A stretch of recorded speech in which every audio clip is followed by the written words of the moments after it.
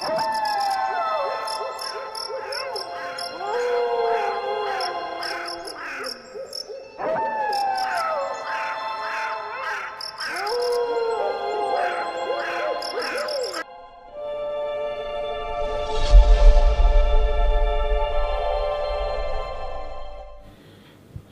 assalamualaikum. Jumpa lagi dengan saya, Hari Susanto, dalam acara podcast horor. Pada episode kali ini, saya akan menceritakan pengalaman nyata yang saya dapat dari teman saya sendiri. Sebut saja namanya Dwi. Dan di sini saya akan memerankan sebagai Dwi. Begini ceritanya. Pada hari itu, tepatnya awal bulan Januari tahun 2017, saya mendapat tugas perjalanan dinas dari tempat kerja saya untuk dinas ke Bengkulu. Sudah hal yang lumrah memang dalam perusahaan terjadi hal seperti ini. Ya, untuk kebutuhan dinas saja sih. Singkat cerita, saya berangkat pada hari Jumat siang dari Jakarta dan tiba di Bandara Fatmawati sekitar pukul 16 sore. Sampainya di sana, saya beristirahat sejenak di tempat makan di sekitaran bandara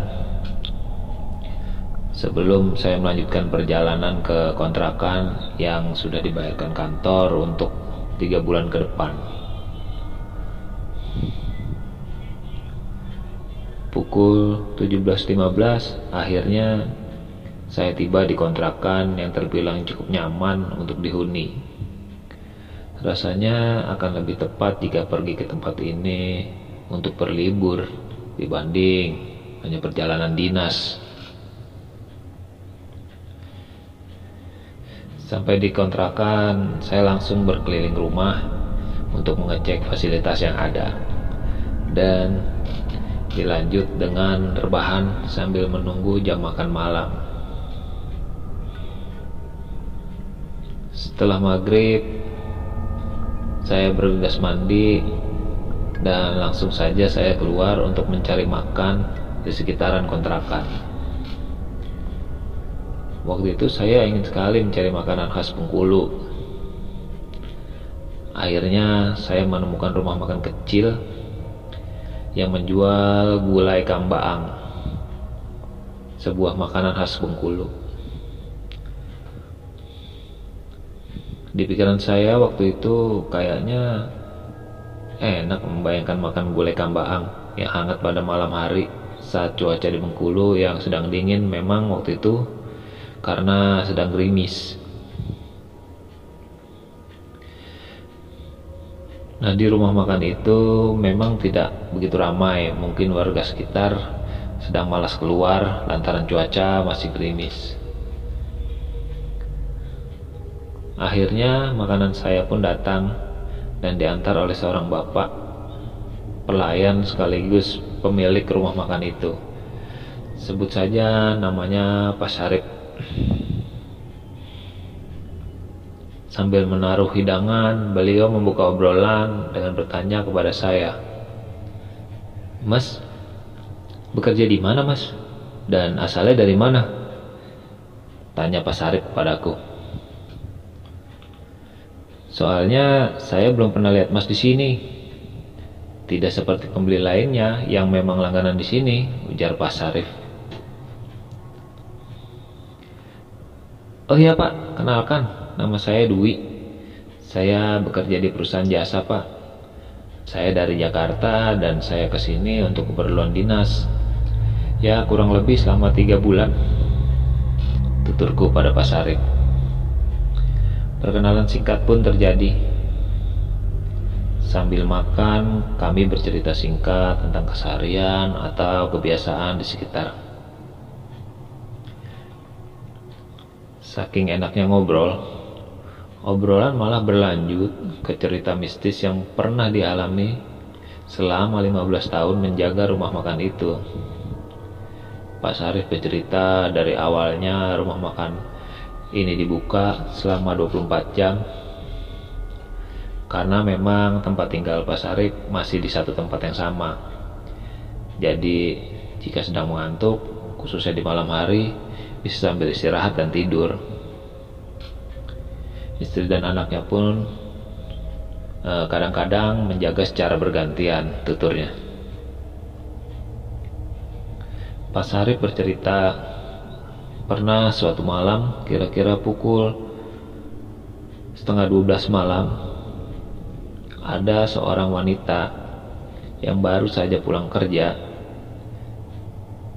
Penampilannya nampak seperti SPG, namun wanita tersebut tampak sedih dan murung.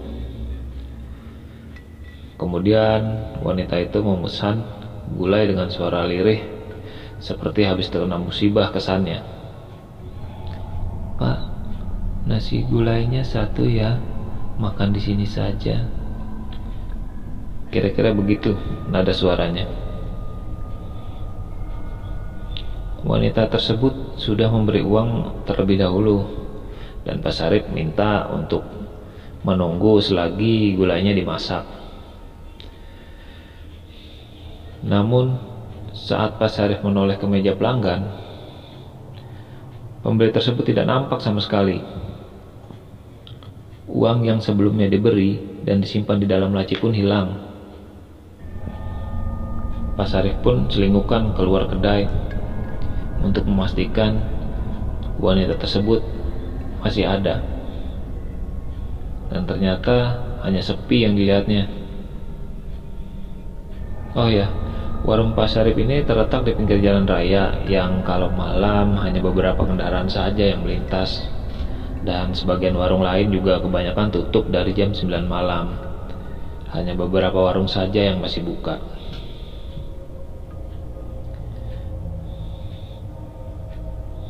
Itu hanya salah satu cerita mistis yang Pak Syarif ceritakan. Hari sudah semakin larut, saya bergegas kembali ke kontrakan, dan dalam perjalanan saya teringat suatu wejangan, jika bercerita dan memikirkan hal mistis sama saja dengan mengundang makhluk tak kasat mata di sekitar kita. Teringat pesan itu, perasaan saya mulai merasa gak karuan. Meski saya sudah tiba di kamar, akhirnya TV saya nyalakan sajalah agar suasana terasa ramai, pikirku saat itu. Tidak lama saya rebahan, pintu depan saya seperti ada yang mengetuk.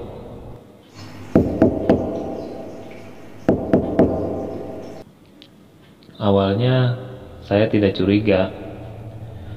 Saya pikir mungkin penjaga kontrakan ingin memastikan fasilitas aman dan tercukupi.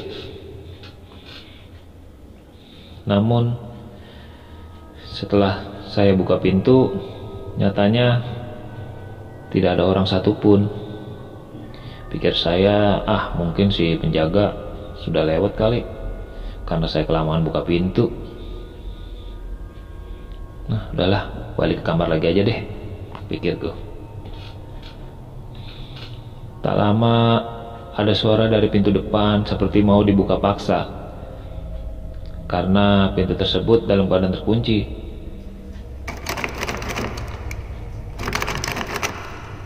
Kini saya langsung bergegas, namun untuk memastikan, saya cek terlebih dahulu melalui kaca kecil pada pintu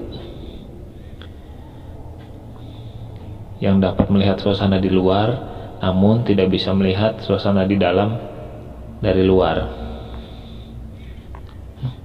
Tidak ada siapa-siapa di sana.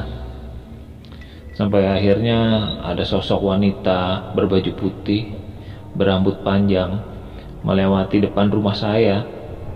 Tapi wanita itu bukannya jalan, tapi melayang ke atas dan menghilang.